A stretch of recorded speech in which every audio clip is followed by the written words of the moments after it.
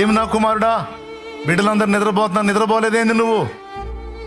నా పరిస్థితి నిద్రపోయేటట్లేదు తండ్రి, నాకు నిద్ర పట్టట్లేదు తండ్రి, నేను అనుభవిస్తున్న ఈ వేదన నాకు నిద్ర రానివ్వట్లేదు తండ్రి, నా కండిషన్ సీరియస్గా ఉంది తండ్రి.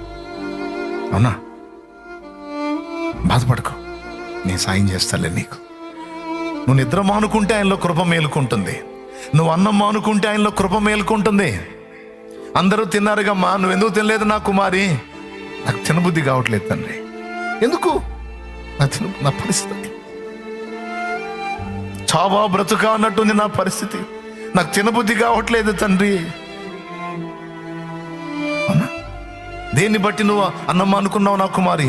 నా కుమారుడా, ఇదిగో ఫలానా పరిస్థితి నన్ను కృంగదీస్తుంది. అవునా, సరేపో, దాన్ని తీసేస్తాను పో. నువ్వు ఎప్పుడైతే తిండి